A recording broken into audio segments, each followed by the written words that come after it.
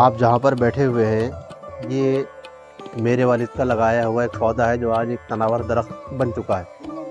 میرے والد نے یہ دکان کتابوں کی 1958 میں قائم کی تھی اور الحمدللہ یہ جو کہ تو چلی آ رہی ہے۔ اسی سلسلے سے یہ سلسلہ والد صاحب سے ہم تک پہنچا اور ہم بھی اسی کام میں لگے ہوئے ہیں۔ اللہ کا شکر ہے۔ میرے پاس بڑی نادر و نایاب چیزیں رہتی ہیں، یہ میرا کام ہے۔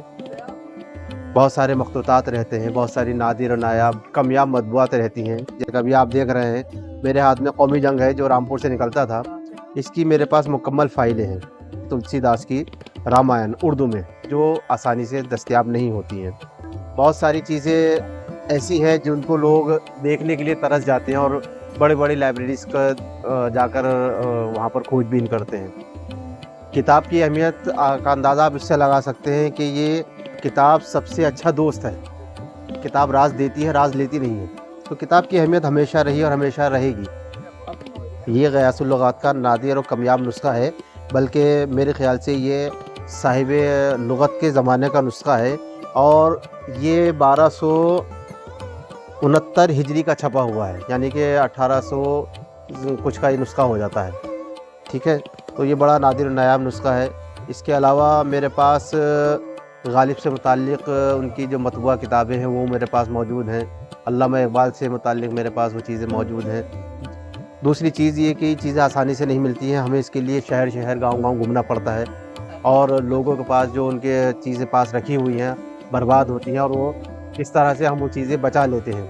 اس کے علاوہ بہت ساری چیزیں ہم نے میوزیمز، لائبریریز، مثلاً خدا بخش لائبریری، رامپور رضا لائبریری، ایوان غالب جو نئی دلی میں موجود ہے، وہاں پر ہم یہ چیزیں اکثر دیتے رہتے ہیں اور اس طرح سے یہ ساری چیزیں بچ جاتی ہیں۔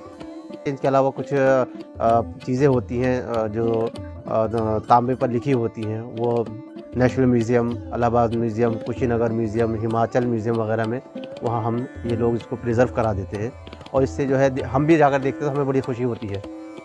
اس کام کا آغاز میرے والد نے چونکہ سن 58 میں کیا، لیکن جو شہرت ملی 1969 میں ملی اور اس کا جو اللہ تعالیٰ نے سبب بنایا ہے وہ دیوان غالب نسخہ غالب بخط غالب نسخہ امروہہ کو بنایا۔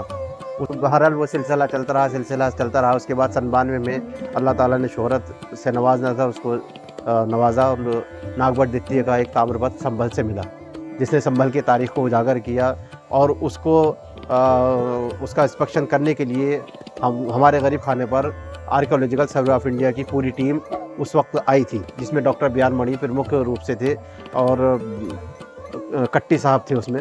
تو اس وقت وہ پورا ایک عملہ آیا تھا، ٹیم آئی تھی، انہوں نے سب ساری چیزیں اس کو لے کر گیا۔ اس کے بعد پھر دوسرا ایک تامر پتر ملا، امروہہ سے متعلق ایک نسخہ ملا جس کا نام ہے اسراریہ کشف صوفیہ۔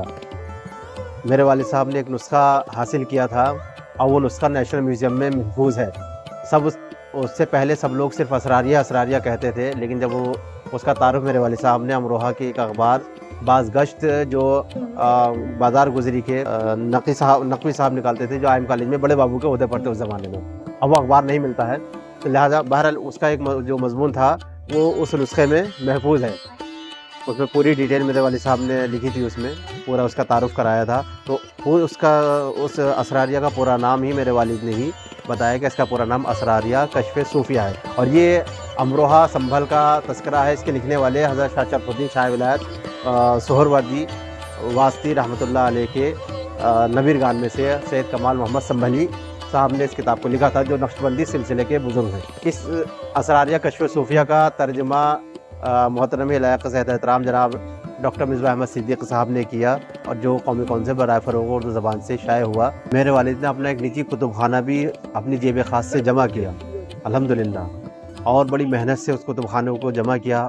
اس کتب خانے کی خاصیت یہ ہے کہ نہ اس میں کوئی افسانہ نہ کوئی ناول، اس میں صرف مذہبیات، تصوف، تاریخ، تذکرہ اور ہندوستانی تاریخ سے متعلق کتابیں جمع کی، اور کسی بھی کتب خانے کی یہ سب سے اہم چیز ہوتی ہے، اس کی افادیت کے لیے، اس کی اہمیت کو اجاگر کرنے کے لیے اس میں تاریخی مواد موجود ہو۔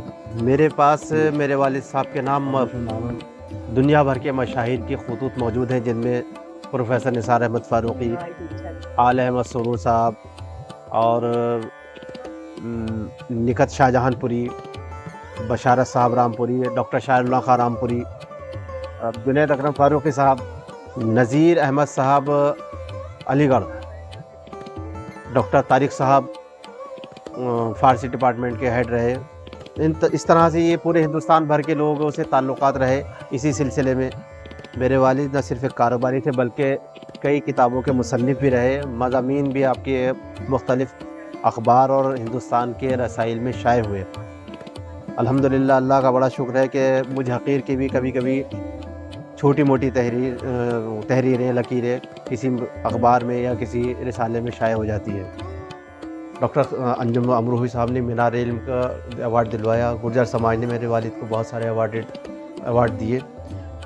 میرے والد کے مرنے کے بعد بھی مجھے، یعنی میرے والد صاحب کو میرے ذریعے ایوارڈ دیا گیا، مہر بھوج، سمراٹ مہر بھوج ایوارڈ سے نوازا، جو سہارنپور میں ملا تھا۔